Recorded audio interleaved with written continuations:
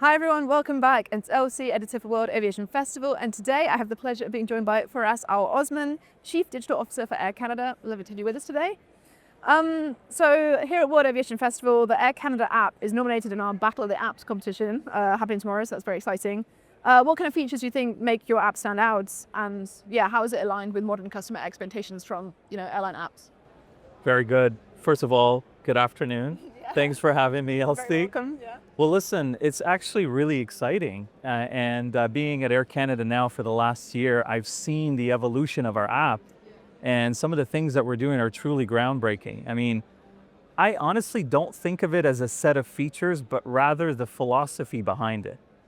And what we're trying to do is look at the entire customer journey and finding those moments that matter and building the right capabilities, the right features to enable a frictionless experience. And when it comes to things like planning your flight, booking your flight, boarding your flight, all of those have friction points. And my team and our team, what they've been trying to do is think about how do we remove those friction points so that we can enable a seamless experience. So for example, when on the day of travel, you have the boarding pass right in your face. You don't have to look for it. If there is any sort of change in your flight, your seat, you get real-time notifications. When boarding starts, we notify you. We give you progress bar to know where the boarding is at various points in time. We tell you when the boarding has closed. We help you track your flight when you're sitting on the aircraft. And so we're building all of those capabilities to just make it easy and simple and intuitive for our travelers. And so I can go on and on about the list of features. You think about some of the deep partner integrations that we've introduced. We have over 90 plus partners of Aeroplan.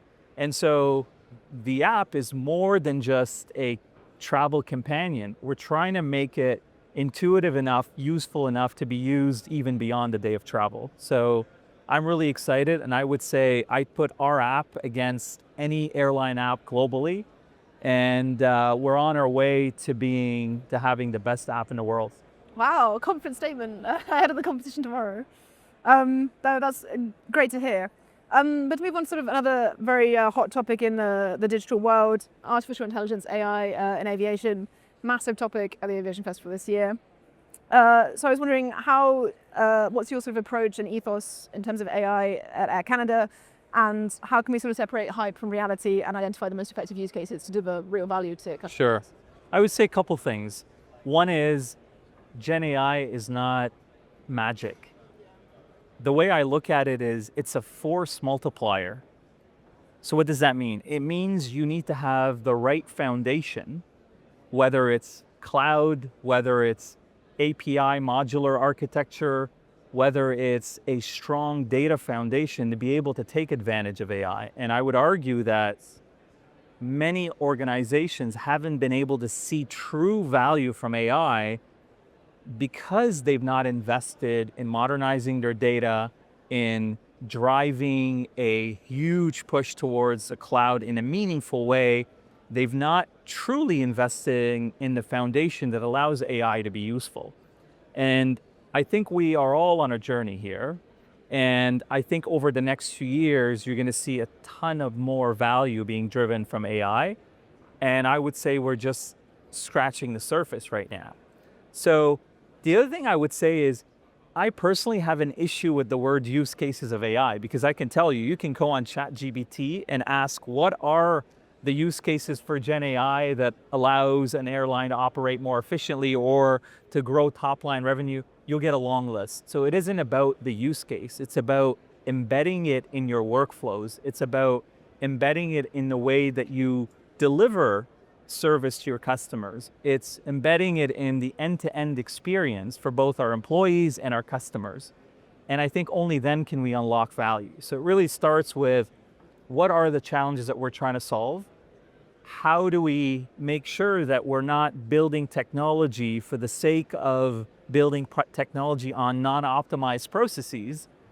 And how do we make sure that we have the right infrastructure, data, cloud, API, modular, that allows us to truly start to get the value from it? So that's fundamentally the question. We're all on a journey, as I said, and I think Air Canada is really, we're trying to move the dial in this area. We have some exciting things next year. Oh, nice. Could you tell us about any of those in particular, any initiatives? Well, we're really focused on customer disruption and recovery, and as well as claims processing. I mean, we obviously, we have some regulations in Canada. So when a customer comes through our door after they've been disrupted, they file a claim. We want to allow that process to operate in a more autonomous, automatic way so that we can provide frictionless experience for our customers. Sounds like a good initiative, I feel.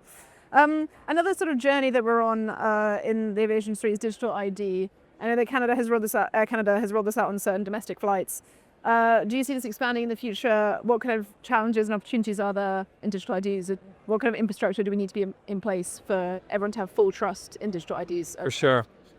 I mean, the short answer is absolutely. It is foundational to delivering a great experience, whether it's boarding, whether it's lounge access, whether it's security, check-in. I mean, you can name the various aspects of the journey where you can embed digital ID. And we will absolutely be continuing to invest in that technology.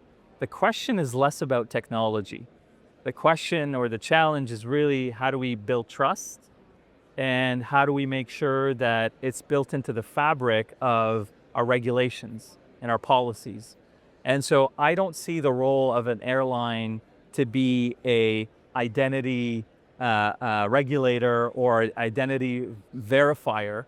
I see our role as working with our ecosystem to make sure that we are helping government partners, border agencies to really transition the model or evolve the model so that they can be more of the authoritative single source of identity verification. And our role is to really leverage that as signals and build it into our ecosystem and our travel experience more broadly. Nice. Aside from AI, digital ID, what digital technologies are on your radar at the moment? What do you think is the one to watch in the future? And that's, going to sort of take off in the next couple of years? For sure. I mean, I would say it's the integration of all of the tech is what matters, because at the end of the day, a lot of this individual technology has been around for quite some years. And with Gen AI being, the last new innovation, it sort of completes the picture. Sure, there's more technology. I'll call out edge computing now is the next thing that's going to enable all of the convergence of many technology. But it's all about how you bring it together to solve a business problem. And that's a challenge and an opportunity. And to me, what I'd love to see in the next few years is the evolution of agentic AI that's orchestrated across a variety of different use cases. And once we get to that place where all of these different technologies converge from cloud infrastructure, from data, from edge computing, we'll be able to truly take advantage of each one of those technologies coming together. Nice. Okay. Well, lots to be excited about moving forwards then. And yeah, that's my question. So thank you so much for being with me today. Thank you, Elsie. I really enjoyed our chat. Nice. Me too. Thank you.